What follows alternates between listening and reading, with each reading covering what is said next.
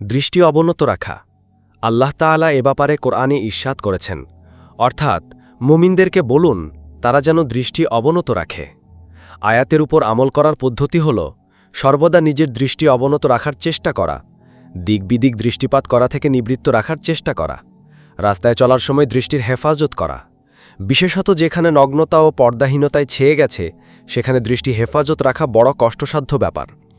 যারা সর্বদা রাস্তাঘাটে চলাফেরা করতে অভ্যস্ত তাদের জন্য দৃষ্টি হেফাজত রাখা দুষ্কর। কেননা মানুষের বড় শত্রু শয়তান সর্বদা মানুষকে গুনাহের দিকে প্ররোচিত করতে ওত পেতে বসে আছে।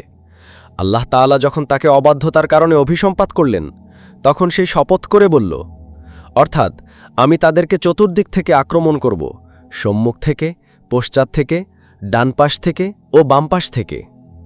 উক্ত আয়াতে সম্মুখ, পশ্চাৎ, ডান ও বাম দিকের কথা উল্লেখ করা হয়েছে, উপর ও নিচের দিকের কথা উল্লেখ করা হয়নি।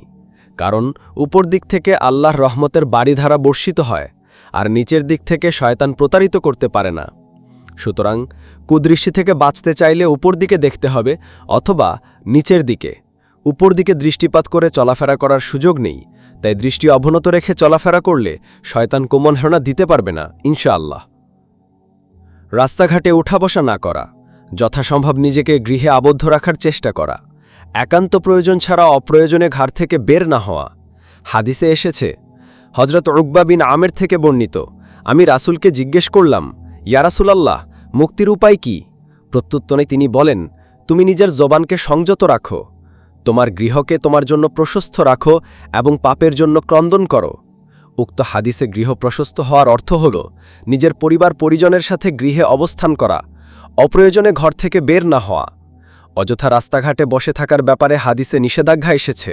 অর্থ, হযরত আবু সাঈদ খুদরি রাজি হতে বর্ণিত, রাসূল বলেন, তোমরা রাস্তাঘাটে ওঠা বসা থেকে বিরত থাকো।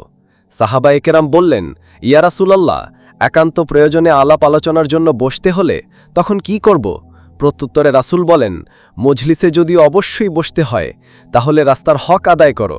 সাহাবা একেরাম জিজ্ঞেস করলেন, রাস্তার হক কি? প্রত্যুত্তরে তিনি বলেন, দৃষ্টি অবনত রাখা, কাউকে কষ্ট দেওয়া থেকে বিরত থাকা, সৎ কাজের আদেশ দেওয়া ও অসৎ কাজ থেকে বারণ করা। উক্ত হাদিসে রাসূল রাস্তাঘাটে উঠা বসা থেকে বারণ করেছেন, একান্ত প্রয়োজনে বসতে হলে করণীয় কি তা শিক্ষা দিয়েছেন।